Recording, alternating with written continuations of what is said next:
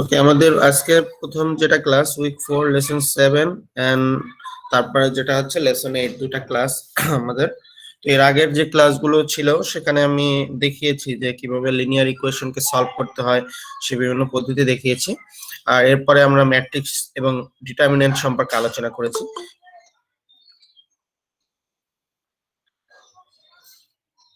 Mainly আজকের ক্লাসে আমাদের যে ডিটারমিনেন্ট করেছি, ম্যাট্রিক্স করেছি, তো এইগুলো কেন করেছি বা লিনিয়ার সিস্টেমের সাথে এর কি সলিউশন মানে কি রিলেশন আছে, এই জিনিসগুলোই দেখাবো আজকে দুটা রুলের মাধ্যমে। একটা হচ্ছে ক্রেমার্স রুল, আর পরবর্তীতে আমরা ইনভার্স ম্যাট্রিক্স করার পদ্ধতিটা শিখবো। এই দুটাই আমাদের আজকে ক্লাসের লেসন। তো ক্রেমার্স রুল যেটা আছে, তো ক্রেমার্স রুলটা আমরা সবাই ইন্টারমিডিয়েট লেভেলে দেখেছি। ইন্টারমিডিয়েট লেভেলে যেটা করেছি সেটা করার উদ্দেশ্যটা কি ছিল সেটা আমাদের হয়তো বা জানা ছিল না।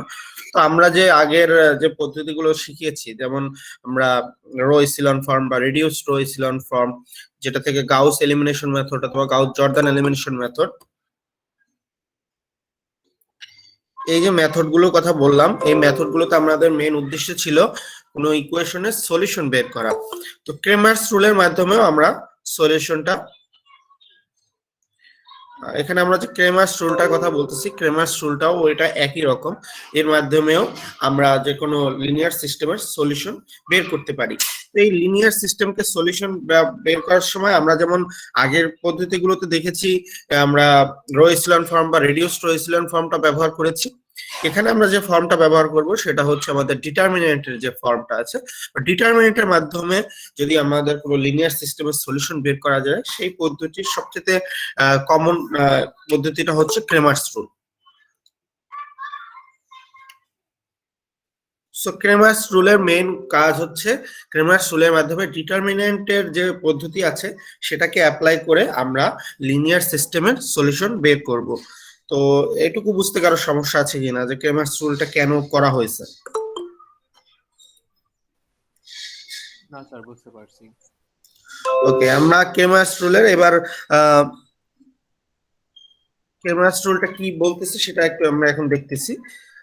If ax is equal to b is a system of n linear equation in n unknowns such that, তো আমাদের এখানে একটা সিস্টেম অফ লিনিয়ার ইকুয়েশনের কথা বলা হয়েছে ax is equal to b। তো ax is equal to b যে ফর্মটা আছে সেটা সম্পর্কে আমরা আগের ক্লাসে দেখিয়েছি যে ম্যাট্রিক্স ফর্ম অফ লিনিয়ার ইকুয়েশনে আমরা দেখেছি যে একটা ফর্ম হয়, আমরা বলছি যে matrix form of a linear equation যদি বলি তাহলে তোমাদের বলতে হবে ax is equal to b, where a is a coefficient matrix, x is a variable matrix and b is a constant matrix. গত ক্লাসে আমি এটা সম্পর্কে প্রথমেই আলোচনা করেছি। তো সেটাই যদি হয়ে থাকে একটা সিস্টেম, এই such that determinant of A not is equal to 0 হবে। এখানে ইকুয়াল টু লেখা আছে, এটা আমার টাইপের ভুল হয়েছে, এটা নট ইজ ইকুয়াল টু হবে। Determinant of A not is equal two যদি 0 হয়, তার মানে এইখানে যে কোএফিসিয়েন্ট ম্যাট্রিক্সটা আছে একটা সিস্টেমের, সেই কোএফিসিয়েন্ট ম্যাট্রিক্সটা যদি তার ডিটারমিনেন্ট যদি শূন্য না হয়, অন্য কিছু যাই হতে পারে, যেমন মাইনাস হতে পারে, প্লাস হতে পারে, বাট যদি শূন্য না হয় ডিটারমিনেন্টের মানটা, then the system has a unique solution. Unique solution কথাটা বলতেছে যে এক্সাক্ট সলিউশন। যেমন আমরা অনেক ক্ষেত্রে ইকুয়েশনে সলভ করতে গিয়ে দেখেছি যে কি গাউস জর্দান বা গাউস এলিমিনেশন মেথডে যখন করেছি, তখন দেখা যাচ্ছে যে তিনটা লিডিং ওয়ান ভেরিয়েবল পেয়েছি, বাকি তিনটা ফ্রি ভেরিয়েবল পেয়েছি। তো একটা ইকুয়েশনে যদি ফ্রি, একটা সিস্টেমে যদি ফ্রি ভেরিয়েবল পাওয়া যায়, তা সেখান থেকে আমাদের ইউনিক সলিউশন পাওয়া যায় না, কারণ একটা ফ্রি ভেরিয়েবল মানে হচ্ছে তার এক্সাক্ট সলিউশন নাই। তো ইউনিক সলিউশন হতে হলে প্রত্যেকটা ভেরিয়েবলের এক্সাক্ট মান থাকতে হবে। তো যদি কোনো সিস্টেমের যে আমাদের determinant of A, that means coefficient ম্যাট্রিক্সের যে ডিটারমিনেন্ট আছে সেটা যদি মান শূন্য না হয়, তার মানে অন্য কিছু হতে পারে, শূন্য ছাড়া অন্য কিছু হয়, তাহলে আমরা বলবো the system has a unique solution. তার মানে প্রত্যেকটা ভেরিয়েবলের জন্য আমরা এক্সাক্ট একটা করে ভ্যালু পাবো। তো এই সূত্র, যদি এই কন্ডিশনটা স্যাটিসফাই হয় যে determinant not is equal to 0, তাহলে আমরা বলবো সিস্টেমের ইউনিক সলিউশন আছে এবং দিস সলিউশন ইজ, এবং এই সলিউশনটা এভাবে হবে। x1 যদি আমাদের x1 x2 x3 xn এভাবে ভেরিয়েবল থাকে, তাহলে এরকম হবে x1 is equal to determinant of a1 divided by determinant of a। তো ডিটারমিনেন্ট অফ a দ্বারা নিচে থাকবে, হরে থাকবে ডিটারমিনেন্ট অফ a সবার ক্ষেত্রে, আর x1 এর ক্ষেত্রে ডিটারমিনেন্ট অফ a1, x2 এর ক্ষেত্রে ডিটারমিনেন্ট অফ a2। এভাবে যতগুলো থাকবে x3 থাকলে determinant of a3 divided by determinant of a, তার মানে হরে যে জিনিসটা আছে সেটা থাকবে ডিটারমিনেন্ট অফ a, তার মানে কোএফিসিয়েন্ট ম্যাট্রিক্স যেটা থাকবে তার ডিটারমিনেন্টটা হরে থাকবে, এবং যার কারণে এখানে কন্ডিশনটা বলা হয়েছে such that determinant of a not is equal to 0। এখানে ইকুয়াল লেখা আছে কিন্তু ইকুয়াল হবে না, নট ইজ ইকুয়াল টু 0 হবে। যদি এই কন্ডিশনটা স্যাটিসফাই করে তাহলে আমরা এইভাবে করে সলিউশনটা বের করতে পারি। তো এর আগে আমরা সলিউশনের যে পদ্ধতিগুলো দেখেছি সেখানে আমরা লিডিং ওয়ান বের করেছি, অনেক কাজ করেছি, কিন্তু সেখানে কিন্তু ডিটারমিনেন্টের কোনো কথা ছিল না, সেখানে ম্যাট্রিক্স এর উপরেই কাজটা করেছি। কিন্তু আমরা ক্রেমার্স রুলের মাধ্যমে যেটা করতেছি সেখানে হচ্ছে আমাদের ডিটারমিনেন্টের মাধ্যমে আমরা সেই সলিউশনটা নিয়ে আসতেছি, এবং সেখানে একটা মাত্র কন্ডিশনই প্রথমে মনে রাখতে হবে যে ডিটারমিনেন্ট অফ যে কোএফিসিয়েন্ট ম্যাট্রিক্সটা থাকবে সেটা কখনো 0 হতে পারবে না। তো এইভাবে করে আমরা ক্রেমার্স রুলের মাধ্যমে লিনিয়ার ইকুয়েশনকে, সিস্টেম অফ লিনিয়ার ইকুয়েশনকে সলভ করতে পারি। তো ক্রেমার্স রুলটা বুঝতে কারো সমস্যা আছে কিনা?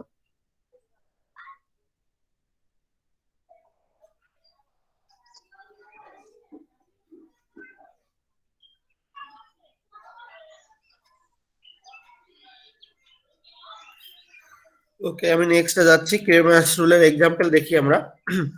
Use of Cramer's rules to solve. তো আমাদের এখানে সিস্টেম অফ লিনিয়ার ইকুয়েশন দেওয়া আছে, একটা 3 বাই মানে এখানে 3টা ভেরিয়েবল আছে, 3টা ইকুয়েশন আছে। সো এটার যদি আমরা ইকুয়েশন মানে সলভ করতে চাই অবশ্যই ক্রেমার্স রুলের মাধ্যমে করতে হবে। তো ক্রেমার্স রুলের মাধ্যমে এখানে যেমন আমাদের ডিটারমিনেন্ট অফ এ লিখেছি, তারপর ডিটারমিনেন্ট অফ a1 লিখেছি। তো এই জিনিসগুলো কিভাবে লিখবো বা বের করবো সেটা একটু আমরা দেখতেছি। তো এখানে ডিটারমিনেন্ট, এখানে অনেক সময় ডিটারমিনেন্ট অফ a1 বা ডিটারমিনেন্ট অফ a লেখা যায়, অথবা ডি দ্বারা, শুধু ডি দ্বারাও প্রকাশ করা যায়। তো শুধু ডি দ্বারা এখানে বোঝাচ্ছে ডিটারমিনেন্ট অফ দা, যেটা কোএফিসিয়েন্ট ম্যাট্রিক্স।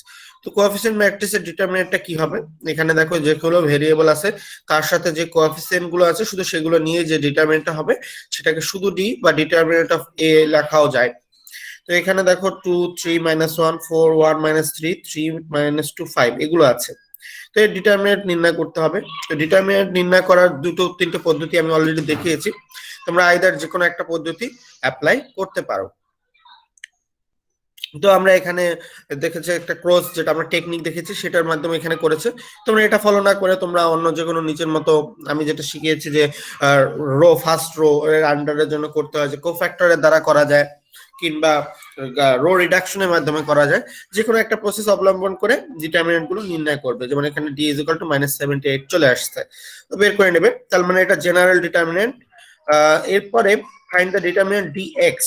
ডিএক্স দ্বারা বোঝাচ্ছে ফার্স্ট যেটা ডিটারমিনেন্ট অফ a1 ও বলা যায় ও ক্ষেত্রে, যেহেতু এখানে এক্স ওয়াই জেড আছে ভেরিয়েবল, তো ডিটারমিনেন্ট অফ ডি এখানে সাফিক্স হিসেবে লেখা হয়েছে এক্স।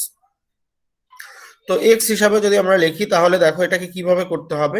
এখানে আমাদের যে এই যে আমাদের 3টা রো কলম আছে, ফার্স্ট যে কলমটা আছে এটা এক্স এর জন্য, যেমন 2 4 3, এই যে কোএফিসিয়েন্ট গুলো আছে এটা এক্স এর জন্য, 3 1 -2 এটা হচ্ছে ওয়াই এর কোএফিসিয়েন্ট, -1 -3 5 এটা হচ্ছে জেড এর কোএফিসিয়েন্ট। তো যখন ডিএক্স নির্ণয় করব, আর এইখানে যে 1 11 and 21 এটা হচ্ছে কনস্ট্যান্ট ম্যাট্রিক্স। তো এই কনস্ট্যান্ট ম্যাট্রিক্স যেটা ছিল, এই যে রো কলমটা আছে এই কলমটা আমাদের মানে ইন্টারচেঞ্জ হবে বা পরিবর্তন হবে।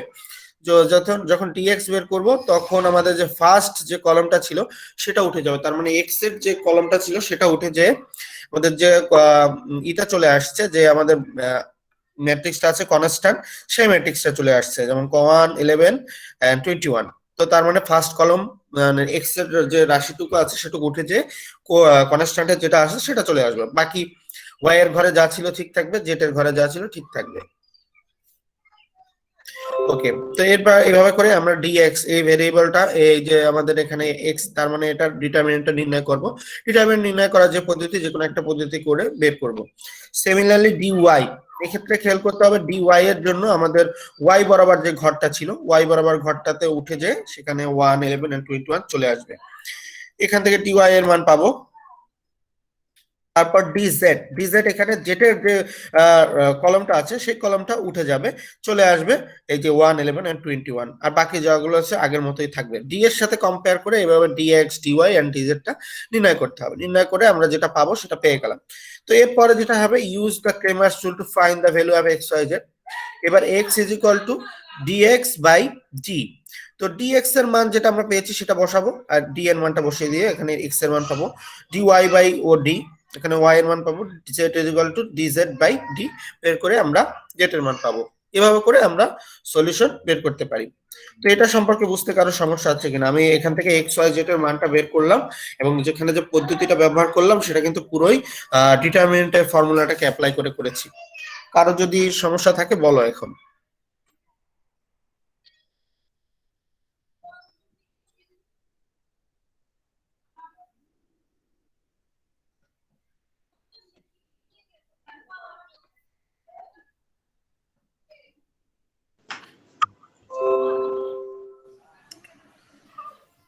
কারো সমস্যা নাই নাকি? তাহলে আমি সামনে যাচ্ছি।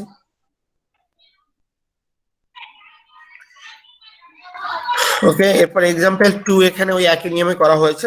দেখো এখানে আমার ক্রেমার্স রুলটা তোমরা আগে পড়ে আসছো। তো ক্রেমার্স রুলটা করার একটাই উদ্দেশ্য যে আমরা দেখেছি যে কিভাবে আমরা লিনিয়ার ইকুয়েশন বা লিনিয়ার সিস্টেমের সলিউশন করতে পারি বিভিন্ন পদ্ধতিতে, সেটা আমরা আগে যেমন দেখেছি। তো এটাও একটা কিন্তু সহজ পদ্ধতি, এর মাধ্যমে আমরা সিস্টেম অফ লিনিয়ার ইকুয়েশনে সলভ করতে পারি।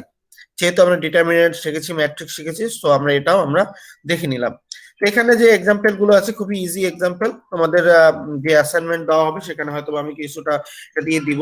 ক্রেমার্স রুল সম্পর্কে এখানে বেশ আরো কয়েকটা এক্সাম্পল দেওয়া আছে। এখানে তোমরা চাইলে এ দিয়ে লিখতে পারো, A1 A2 A3 ভাবেও লিখতে পারো, অথবা তোমরা ডিএক্স ডিওয়াই ডিজেড যেখানে আছে, যেমন এখানে x1 x2 x3 আছে, তো সেক্ষেত্রে আমরা A1 A2 A3 এভাবে করে ম্যাট্রিক্স গুলো ধরে নিয়েছি। Determinant of A1 by determinant of A, তো এখানে কেউ চাইলে D1 D2 D3 এভাবে ধরেও করতে পারে। তো এটা মানে যে যেভাবে করে ধরে নিতে হবে, কিন্তু মেইন উদ্দেশ্য কিন্তু এটাই যে প্রথম ভেরিয়েবলটা x1 equal to determinant of A1 by determinant of A। তো এভাবে করে তোমরা যে কোনো ক্রেমার্স রুলের সলভ করতে পারো। যে x1 x2 x3 আছে, সেটার ক্ষেত্রে আমরা যেমন a ধরে নিয়েছি, a মানে হচ্ছে আমাদের কোএফিসিয়েন্ট ম্যাট্রিক্স। যেমন x1 এর আগে 1 আছে, তার 1 0 2 এভাবে করে a মানে নিয়েছি। a1 লিখেছি, দেখো a1 হলো ফার্স্ট যে কলামটা আছে সেটা উঠে যে x এর যে রাশিটুকু আছে উঠে যে এই যে কনস্ট্যান্ট যে ম্যাট্রিক্সটা আছে সেই কলামটা চলে আসবে, যেমন 638 চলে আসছে। এবার যেটা আছে সেকেন্ড কলাম থার্ড কলাম, ঠিক আছে। a2 এর ক্ষেত্রে সেকেন্ড যে কলামটা আছে, তার মানে y এর যে মানটা আছে সেটা মানে y মানে সেখানে x2 এর যে কলামটা আছে সেটা উঠে যে আমাদের 6 10 30 চলে আসবে, 8 চলে আসছে। তারপরে A3, তো এখানে জেড বা যেটা x3 বরাবর যেটা আছে সেটা উঠে যাবে, চলে আসবে ওইটা 6 30 and 8। তারপরে x1 এর সূত্র হচ্ছে determinant of A1 by determinant of A। তো এরপরে প্রত্যেকটা ডিটারমিনেন্ট অফ A1, তার মানে এইটা ডিটারমিনেন্ট নির্ণয় করতে হবে, এটা প্রত্যেকটা চারটা যেটা পাবো চারটাই ডিটারমিনেন্ট নির্ণয় করে জাস্ট সূত্র অনুসারে বসিয়ে দিলেই অ্যান্সার পেয়ে যাব। খুবই সিম্পল জিনিস, জাস্ট বাস ক্যালকুলেশনে কিন্তু অনেক ব্যাপার রয়েছে এখানে। সো তোমরা এখানে ক্যালকুলেশনটা যেহেতু আমরা খাতা কলমে আমি দেখাচ্ছি না এখানে, তো খাতা কলমে তোমরা একটু দেখে নেবে, বা আমি একটা ভিডিও দিয়ে দেবো যেখানে খাতা কলমে করা আছে, সেটা থেকেও দেখে নিতে পারো তোমরা। তো এইটা ছিল আমাদের ফার্স্ট লেসন, যেটাতে আমরা দেখলাম শুধুমাত্র ক্রেমার্স রুলটাই দেখলাম। এখানে বেশ কিছু এক্সাম্পল আছে, হয়তো বা আমরা অ্যাসাইনমেন্ট দিব দুই এক দিনের ভিতরে, কারণ যেহেতু তোমাদের অ্যাসাইনমেন্ট একটা চলতেছে, আর প্লাস 1-2 দিন পর আমরা হয়তো বা জানতে পারবো যে ইউনিভার্সিটি মানে বন্ধ, যেটা বলা আছে যে অফলাইন ক্লাস হবে কিনা বা অনলাইন ক্লাসে পরীক্ষা নিব কিনা, সেটা উপর ডিপেন্ড করতেছে যেহেতু। সো সেই হিসাবে আমরা একটু 2-1 দিন ওয়েট করবো থার্ড অ্যাসাইনমেন্টটা দিতে, বাট সেকেন্ড যে অ্যাসাইনমেন্ট আছে ওটা তোমরা জমা দিয়ে দেবে নির্দিষ্ট টাইম। ওকে, ফার্স্ট লেসন সম্পর্কে কারো যদি জানার কিছু থাকে তাহলে কোশ্চেন করতে পারো।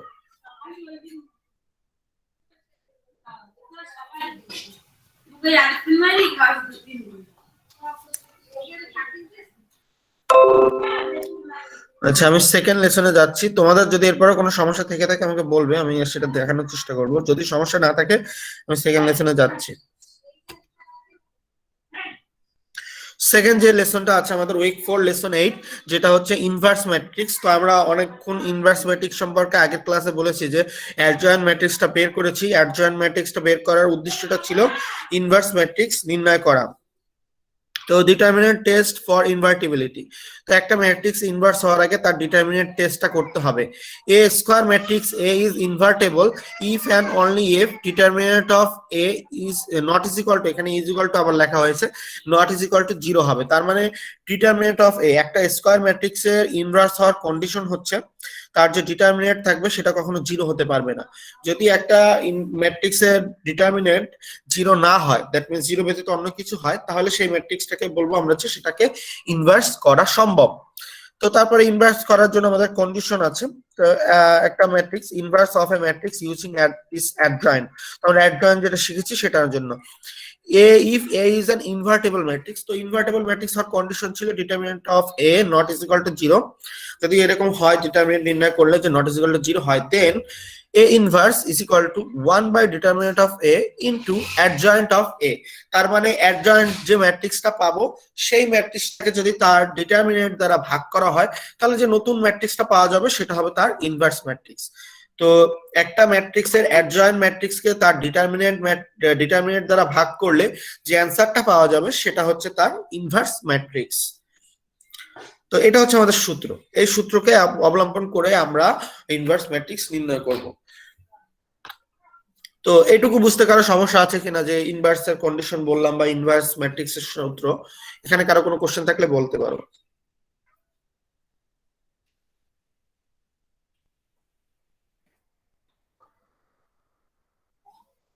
আচ্ছা, এরপরে আমরা দেখতেছি using the adjoint find the inverse matrix. তো আমরা দেখি যে এই সূত্রটা তো খুবই ইজি, তো এই সূত্রটা অবলম্বন করে আমরা ডিটারমিনেন্ট কিভাবে ইনভার্স ম্যাট্রিক্স কিভাবে নির্ণয় করতে পারি। Using the adjoint find the inverse matrix, তো আমরা ইনভার্স ম্যাট্রিক্স নির্ণয় করব। Find the inverse matrix of A, একটা ম্যাট্রিক্স দেওয়া আছে 3/3, এটা ইনভার্স ম্যাট্রিক্স নির্ণয় করতে হবে। এবং ফার্স্ট কন্ডিশন নিয়ে এখানে কিন্তু বলা আছে এটা একটা স্কয়ার ম্যাট্রিক্স হতে হবে, আর স্কয়ার ম্যাট্রিক্স এর কন্ডিশন হলো তার রো এবং কলাম সংখ্যা সমান হবে।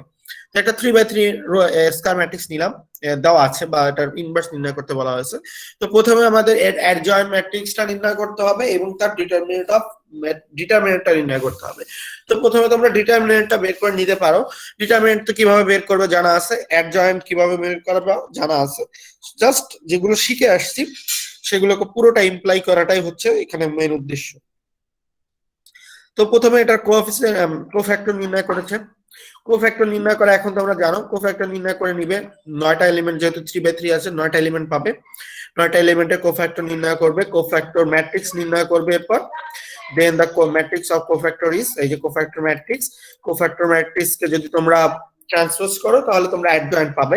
তো অ্যাডজয়েন্ট পাওয়া হলো অ্যাডজয়েন্ট অফ এ, এটা যে চেঞ্জ করা হয়েছে রো কে কলাম, কলামকে রো। তো এখানে আমরা পেলাম অ্যাডজয়েন্ট ম্যাট্রিক্স থেকে আমরা অ্যাডজয়েন্ট ম্যাট্রিক্সটা পেলাম। অ্যাডজয়েন্ট ম্যাট্রিক্সটা যখন পাবো, অ্যাডজয়েন্ট ম্যাট্রিক্সটা পাওয়া গেল, তারপর পাবো আমরা যে, তারপর আমরা বের করবো ডিটারমিনেন্ট।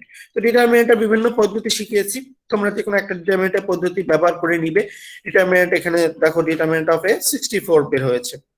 তো তোমরা ডিটারমিনেন্ট যে কোনো একটা পদ্ধতিতে অবলম্বন করে ফেলবে। তো করে ফেলা হলো, তারপর আমরা thus determinant of A A inverse is equal to 1 by determinant of A into adjoint of A. তার মানে ডিটারমিনেন্টের মান হচ্ছে 1/64 আর সাথে অ্যাডজয়েন্ট ম্যাট্রিক্সটা আমরা লিখে দিলাম। এবার 1/64 এই সব এলিমেন্টের সাথে গুণ করে দিলাম, যেটা পাবো সেটাই হচ্ছে আমাদের ইনভার্স ম্যাট্রিক্স। তো ইনভার্স ম্যাট্রিক্স কিন্তু খুব একটা কঠিন কাজ না, জাস্ট আমরা যেগুলো শিখে আসছি সেগুলো ইমপ্লাই করলেই হয়ে যাচ্ছে। ডিটারমিনেন্ট নির্ণয় করা শিখে আসছি, অ্যাডজয়েন্ট নির্ণয় করা শিখে আসছি। তো এখানে কিন্তু খুব ছোট দেখা যাচ্ছে করতে, কিন্তু যখন তোমরা নিজেরা করবে তখন কিন্তু পুরো ম্যাথটা করে আসতে হবে। সো এটা কিন্তু অনেক বড় ক্যালকুলেশন রয়েছে। মেইনলি আমার এখানে উদ্দেশ্যই হচ্ছে আমাদের ক্যালকুলেশন শেখা, কিভাবে আমরা ম্যাট্রিক্স ওয়াইজ বা ডিটারমিনেন্ট নির্ণয় করার মাধ্যমে আমরা বিভিন্ন জিনিসের সলভ করতে পারি, এটাই আমাদের মেইন উদ্দেশ্য এখানে। তো এখান থেকে আমরা ইনভার্স ম্যাট্রিক্স বের করতে পারি। তো আমি ইনভার্স ম্যাট্রিক্সের যে এই পদ্ধতিটা শিখালাম এটা কিন্তু তোমরা কম বেশি সবাই একটু জানো, বাট এরপরে আমরা ইনভার্স আরেকটা ম্যাট্রিক্স শিখবো নেক্সট ক্লাসে। সেটাতে আমরা দেখবো যে কিভাবে আমরা আমাদের যে রো রিডাকশন বা রো এসিলন ফর্ম করেছি সেইটাকে অ্যাপ্লাই করে আমরা ইনভার্স ম্যাট্রিক্স নির্ণয় করতে পারি। তো তাহলে আমরা কম্পেয়ার করতে পারবো যে ডিটারমিনেন্ট কোনটা নির্ণয় করা সহজ বা কোনটা কোন পদ্ধতিতে করা যায়। তো এখানে আমরা জাস্ট সিম্পলি আমাদের যেগুলো পড়ে আসছি অ্যাডজয়েন্টের মাধ্যমে ডিটারমিনেন্ট নির্ণয় করাটা আমরা শিখেছি। কোনোখানে যদি বলা হয়, যদি প্রশ্নে যদি আমি পরীক্ষায় বলে দিই যে ইনভার্স ম্যাট্রিক্স নির্ণয় করো, কোনো পদ্ধতি না বলে দিই, তাহলে তোমরা চাইলে আমি আরো একটা পদ্ধতি শিখাবো, সেই পদ্ধতিতেও করতে পারো, চাইলে এই পদ্ধতিতেও করতে পারো। কিন্তু যদি আমি এরকম বলে দিই যে তোমরা অ্যাডজয়েন্ট ম্যাট্রিক্সের অবলম্বনে ডিটারমিনেন্ট ইনভার্স ম্যাট্রিক্স নির্ণয় করো, তাহলে কিন্তু তোমাদের এই পদ্ধতিটাই অবলম্বন করতে হবে। That means A inverse is equal to adjoint of A divided by determinant of A, এটা করে তোমাদের বের করতে হবে। আর অ্যাডজয়েন্ট কিভাবে নির্ণয় করবে আমি দেখিয়েছি, ডিটারমিনেন্ট কিভাবে করতে হয় সেটাও আমরা দেখিয়েছি। ডিটারমিনেন্টে বেশ কিছু পদ্ধতি আছে, তোমরা যে কোনো একটা চাইলেই অবলম্বন করলে হয়ে যাবে। সো এইভাবে করে আমরা সলভ করতে পারি। তো এখানে কারো কোনো প্রশ্ন আছে কিনা? যদি প্রশ্ন থাকে আমাকে বলো। আমরা কিন্তু জাস্ট মানে আজকের যে ক্লাস দুটো ছিল, এই ক্লাস দুটো কিন্তু খুব একটা মানে অন্যান্য ক্লাসের তুলনায় খুবই লিটেল জিনিস, কারণ অন্যান্য ক্লাসে কিন্তু অনেক বেশি পড়ানো লাগতো, বাট আজকের ক্লাসে সহজ এজন্যই হচ্ছে বা কম হচ্ছে মনে হচ্ছে, কিন্তু মানে জিনিসটা আগে পরেই আসছি সেজন্য সেগুলোর একসাথে করে আসছে। বাট জিনিসটা কিন্তু অতটাও ইজি না যতটা মানে তাড়াতাড়ি বলতে পারলাম। কারণ হচ্ছে এটা কিন্তু অনেক বড় ক্যালকুলেশনের ব্যাপার আছে। মেইনলি আমাদের উদ্দেশ্য এখানে ক্যালকুলেশনটাকে সহজভাবে করা, সেজন্য আমাদের কাজ এটা। তো আমরা আজকের ক্লাসে দুটা জিনিস কিন্তু শিখেছি। একটা হচ্ছে ক্রেমার্স রুল। ক্রেমার্স রুলের মেইন উদ্দেশ্যটা হচ্ছে আমাদের সিস্টেম অফ লিনিয়ার ইকুয়েশনের সলিউশন বের করা, এবং সেক্ষেত্রে আমরা যে পদ্ধতিটা অবলম্বন করতেছি সেটা হচ্ছে ডিটারমিনেন্টের সাহায্য নিয়ে করতেছি। এরপরে আমরা দেখলাম ইনভার্স ম্যাট্রিক্স নির্ণয় করা, যে আমরা গত ক্লাসে দেখিয়েছি কিভাবে আমরা অ্যাডজয়েন্ট ম্যাট্রিক্স বের করতে পারি, বিভিন্ন রকম করে অ্যাডজয়েন্ট ম্যাট্রিক্স পর্যন্ত নিয়ে আসছিলাম। তো এই অ্যাডজয়েন্ট ম্যাট্রিক্সটাকে অ্যাপ্লাই করে আমরা ইনভার্স ম্যাট্রিক্সটা কিভাবে নির্ণয় করতে পারি সেই জন্য আমরা এই সেকেন্ড লেসন এইটা আমরা দেখিয়েছি। এটা কিন্তু জাস্ট কোফ্যাক্টর নির্ণয় করা, কোফ্যাক্টর ম্যাট্রিক্স নির্ণয় করা, তারপরে আমরা সেটা থেকে অ্যাডজয়েন্ট ম্যাট্রিক্স নির্ণয় করা, তারপর আবার ডিটারমিনেন্ট নির্ণয় করা, বেশ 4 থেকে 5টা জিনিস কিন্তু এখানে রয়ে গেছে সিম্পলি একটা ম্যাথের ভিতরেই। তো এভাবে করে আমরা ইনভার্স ম্যাট্রিক্স নির্ণয় করতে পারি। নেক্সট ক্লাসে আমরা যেটা দেখব, যেটা আমরা লিনিয়ার অ্যালজেব্রা যেটা আমরা শেষ করব, সেটা মেনলি শেষ করব একটা জিনিস থেকে, ইনভার্স ম্যাট্রিক্সের যে আরেকটা পদ্ধতি আছে সেটা আমরা ব্যবহার করা শিখবো বা বের করা শিখবো। তারপরে আমরা কমপ্লেক্স অ্যানালাইসিসের একটা ক্লাস করে আমরা মিড টার্ম পর্যন্ত শেষ করে দিব। এরপরে মিড টার্মের পরে কি হবে, মিড টার্মে আমরা অন্যান্য জিনিস কমপ্লেক্স অ্যানালাইসিস এন্ড ল্যাপ্লাস ট্রান্সফর্মটা দেখব। যেহেতু 3টা ক্লাসের কম্বাইন করা হয়েছে একটা ক্লাসের ভিতরে, যার কারণে আমাদের কিন্তু লেসনগুলো একটু কম্প্রেসড হয়ে গেছে, বা খুব আমরা যে ডিটেলসে যাব সেটা কিন্তু আমরা যেতে পারতেছি না। আমি মেইনলি চেষ্টা করেছি যে একটা লিনিয়ার অ্যালজেব্রা বললে আমরা যেন এটাও বুঝি যে লিনিয়ার অ্যালজেব্রা দ্বারা যে আমরা একটা সিস্টেম অফ লিনিয়ার ইকুয়েশনকে সলভ করতে পারি, বা এখানে ম্যাট্রিক্সের বিভিন্ন রকম জিনিস আমরা অ্যাপ্লাই করে ইনভার্স ম্যাট্রিক্স নির্ণয় করতে পারি। এই পদ্ধতিগুলো যে আমরা শিখেছি বা জেনেছি, এই জানাটুকুই তোমাদের দরকার হবে। সো আজকের ক্লাসে সম্পর্কে বা এতদিনের যে প্রথম থেকেই এই পর্যন্ত যে পর্যন্ত আসছি, যদি কোনো বিষয়ে তোমাদের সমস্যা থাকে তাহলে আমরা এখন বলতে পারো।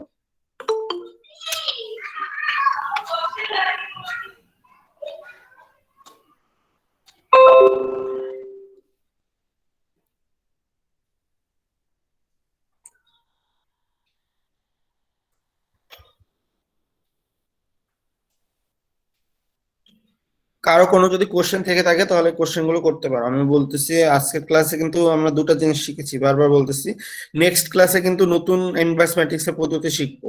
সো সবাইকে আমি বলতেছি যে কোনো সমস্যা থাকে এখন বলো, যেহেতু তোমাদের কিন্তু মিড টার্ম যেহেতু চলে আসছে, মিড টার্মে কিন্তু আমি ভাইবা যদি হয় তাহলে কিন্তু এই প্রশ্নগুলো আমি করব, তখন কিন্তু ভাইবায় কিন্তু তোমাদের 10 মার্কস আছে। সো সেই ভাইবায় প্রশ্নগুলো কিন্তু এই রিলেটেডই হবে, তোমাদের বুঝতে কোনো সমস্যা আছে কিনা, কারণ সেখানে তো আমি কোনো ম্যাথ তোমাদের জিজ্ঞেস করব না, তোমাদের এভাবে বিভিন্ন রকম কোশ্চেন করবো যে কিভাবে ইনভার্স ম্যাট্রিক্স করা হয়, পদ্ধতিগুলো বলো। তো সেক্ষেত্রে কিন্তু তোমাদের এগুলো পারতে হবে বা সেগুলো জানতে হবে। তো শুধু ম্যাথ করলেই যে হয়ে যাবে তা না কিন্তু। আর একটা কথা, তোমাদের যদি আজকের ক্লাসে সমস্যা না থাকে তাহলে আমি বলতে চাচ্ছি মেইনলি তোমাদের এখানে কারো কোনো সমস্যা থাকলে বলো আগে, তারপর আমি ওখানে যাচ্ছি। যদি কারো সমস্যা থাকে বলো।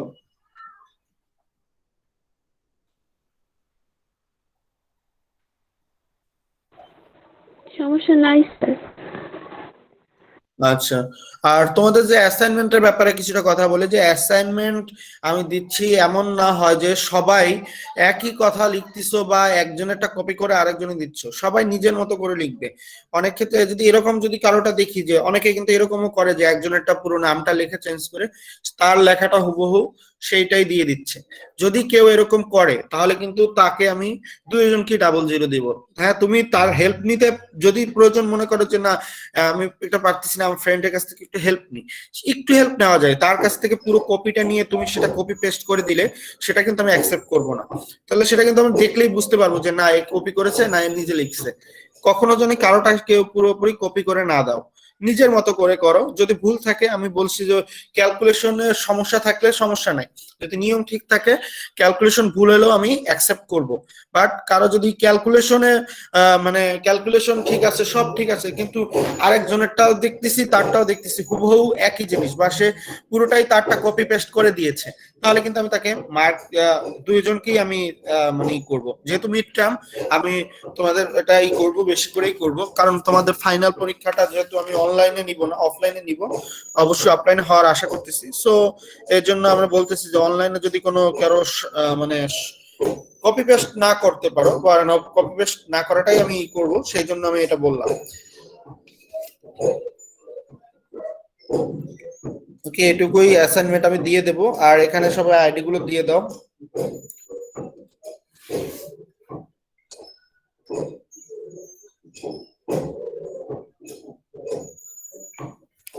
আর কারো যদি কোনো কোশ্চেন থেকে থাকে বা থাকে তাহলে ক্লাসের শুরুতে বা ইন্ডিভিজুয়ালি যদি যেখানে ইন্ডিভিজুয়ালি তোমরা কোশ্চেন করতে পারো সেখানে মেসেঞ্জারে করতে পারো, যেভাবে পারো করলেই হবে। সমস্যা থাকলে অবশ্যই আমাকে বলবে, আমি চেষ্টা করবো সর্বোচ্চ হেল্প করার।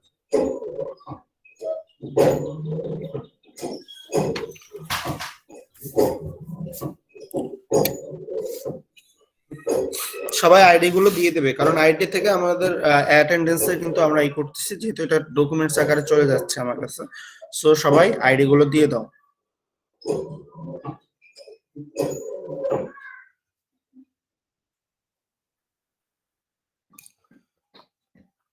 আর আইডি দেওয়া হলে লিভ নিতে পারো, যেহেতু আজকে ক্লাস এ পর্যন্তই, তেমন কোনো আজকে আর পড়া নেই। সো আইডি গুলো সবাই দিয়ে দিও, তারপর লিভ নিতে পারো।